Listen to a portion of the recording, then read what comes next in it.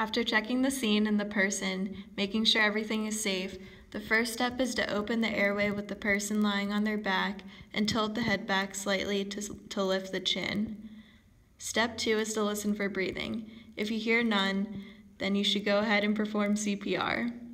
Step 3, place your hands, one on top of the other, in the middle of the person's chest. Use your body weight to help you administer compressions that are at least 2 inches deep and delivered at a rate of at least 100 compressions per minute. Step 4, deliver rescue breaths. With the person's head tilted back slightly and the chin lifted, pinch the nose shut and place your mouth over the person's mouth to make a complete seal. Blow in the person's mouth to make the chest rise. Deliver 2 rescue breaths, then continue compressions. Step 5, continue the CPR steps. Keep performing cycles of chest compressions and breathing until the person exhibits signs of life, such as breathing, an AED becomes available, or EMS or a trained medical responder arrives on the scene. CPR manually pushes down onto a person's chest, forcing the blood out of the heart to circulate through the body. The brain is supplied with oxygen by breathing into the victim twice every 10-15 pumps of the heart. Breathing into the victim deoxygenates the blood in the body. Although the blood must be deoxygenated, the brain must be supplied with oxygen or else the tissues in the body will die very quickly, stopping the metabolic processes causing hypoxia. This is extremely important in the brain because a significant loss of brain tissue can lead to scarring and loss of brain function. This happens within minutes of the blood supply being cut off, which is why it is so critical to administer CPR as soon as the victim has no pulse. The other major factor in CPR is to get the heart beating again. Most heart attacks happen as an acute stage of VFib, which is when the ventricles do not receive the nerve impulse to contract all at the same time. So the ventricles contract at different times, causing the blood to not pump sufficiently through the body. Although manually pumping the heart is the most important part, the person won't be able to survive if you don't administer the breaths, as mentioned before, to deoxygenate the body. Peter! Peter! Come on! Peter, come on! Please wake up! Please wake up! Come on! So what is CPR and how does it work? CPR stands for cardiopulmonary resuscitation, and it supplies the body, mainly the brain, with oxygen and gets the heart beating again.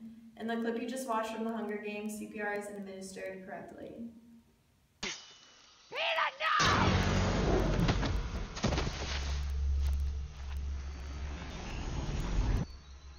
What shocks Pete in the video is a fictional type of invisible electric force field. Seeing how it was strong enough to blow Peter back and knock him unconscious leads us to believe that this force field has an alternating current, producing over 500 volts of lethal electricity.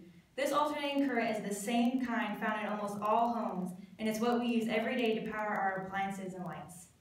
Peter's hand was coated in sweat as they were wandering through a hot jungle. Sweat makes it easier for the current to travel through the body. Sweat is made of mostly water, with traces of minerals, lactic acid, and urea. The water is the key component here, as water is a very good conductor of electricity and allowed the current to flow more readily through his body. Exposure to high voltage electricity has the potential to result in some serious damage. When you get electrocuted, the electrons in your body begin to move quickly and create a current. As the current moves through your body, your flesh acts as a resistor to the current, similar to the way a resistor acts in a circuit. Electrical impulses are what our nerves use to communicate with one another, so this large shock interferes with that communication. What usually happens due to this lack of communication is the flexing of the muscles in the body, which usually leads to the victim potentially being launched across the room, similar to the way Peter was thrown backwards in the clip. The current can also cross through your heart if the current passes through one arm and out the other. This can stop the heart, resulting in the need for CPR or another electrical shock for the heart to get its rhythm back. It's for the same reason that your parents always tell you to never stick a fork in a toaster while it's plugged in. Turn your weapons to the Capitol. Turn your weapons to snow. At the end of the scene, the audience thinks Katniss is dead, but she's alive because of her bulletproof vest. Bulletproof vests are made of material called Kevlar. Kevlar belongs to a class of materials known as polymers. Polymers work just like gauze, only at a more microscopic level. Kevlar is bulletproof due to it being an anti-ballistic material. Kevlar is light like nylon, but hard like steel. The basic unit of polymer is a chain. Each chain is in turn made of millions of units called monomers, linked to each other by chemical bonds.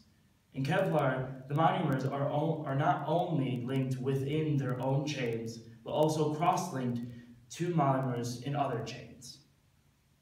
The more cross-links, the harder it is to separate the chains from each other. This is what gives Kevlar the toughness and strength, which is 5 times greater than steel. When you make a thick layer of Kevlar, it can withstand a bullet at great speeds. The other uses of Kevlar are sporting equipment like gloves, helmets, and pads. It's made from Kevlar so it can withstand physical stress. It is even used to make puncture-resistant tires. As Kevlar is also used to withstand high temperatures, so it's used for protective clothing for firefighters.